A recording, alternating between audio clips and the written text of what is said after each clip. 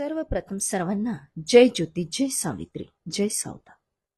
क्रांतीसूर्य महात्मा ज्योतिराव फुले जयंती निमित्ताने मी डॉक्टर सुनीता संपतराव शिंदे, राष्ट्रीय अध्यक्ष सावित्री शक्तीपीठ पुणे महाराष्ट्र. महात्मा ज्योतिरावांचे स्त्रीवादी विचार.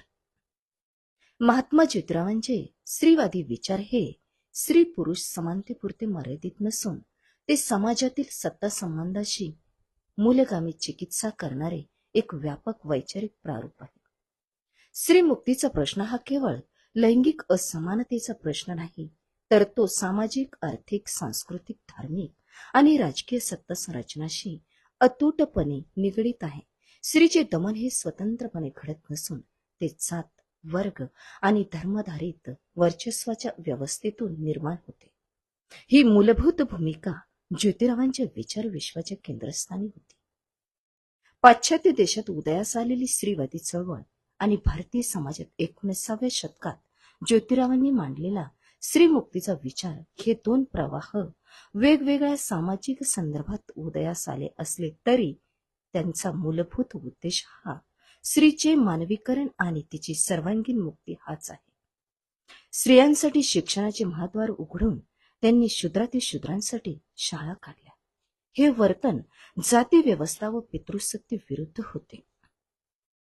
धर्म चौकट व परंपरा झुगारून स्त्री शिक्षणाचा पुरस्कार ज्योतिरावांनी केला. स्त्री शिक्षणातून बालविवाह, सती प्रथेला तडा केला. विधवा विवाहास प्रोत्साहन मिळाले. चूल आणि मूल या संकल्पनेला धक्का बसला. स्त्रिया भौतिक लाभार्थी होण्यासाठी अवकाश निर्माण झाले. स्त्री मुक्तीचे सांस्कृतिक वैचारिक महाद्वार स्त्री शिक्षणातून उघडले गेले. महात्मा ज्योतिरावांनी मांडलेले समाज वास्तव बरेच अंशी आजही अस्तित्वात आहे.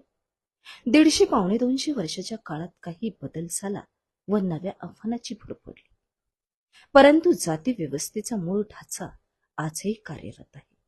शोषित जातींचे हितसंबंध एक आहेत. ही जाणीव आपण विकसित करू शकलो नाही.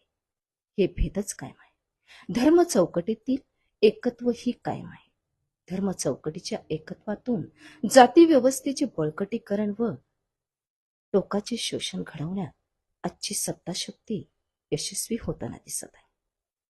आजची परिस्थिती पाहता महात्मा ज्योतिरावांच्या काळातील जात पितृसत्तेची आव्हान स्वरूप बदलून आजही कायम आहे. म्हणून मुक्तीच्या लढ्यासाठी ज्योतिरावांचे विचार मार्गदर्शक ठरतो. इतिहासाची नकल करता येत नाही. त्यातील कालातीत भागाचा पुरस्कार करून वर्तमानाशी मेळ घालावा लागतो. यातून नव्या मार्गदर्शनाकडे जाता येते. बहुसत्ताक समाजरचना अस्तित्वात आली आहे. जात भांडवली शोषणाची एकात्मक रचना व आधुनिक तंत्रज्ञान आकाराला आले आहे. प्रचलित जात वर्ग पितृसत्तेचे ज्ञानात्मक आव्हान आपल्याला पेलावे लागणार आहे. धर्म चौकटीतील सत्ता परंपरेत शोषित जातवर्ग अडकून आहे.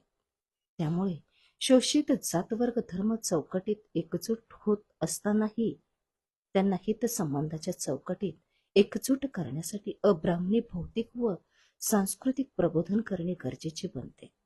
मार्क्सवाद, फुले आंबेडकरवाद बहुसत्ताक समाजातील शोषणाचे भौतिक सांस्कृतिक पदर उलगडून दाखवतो.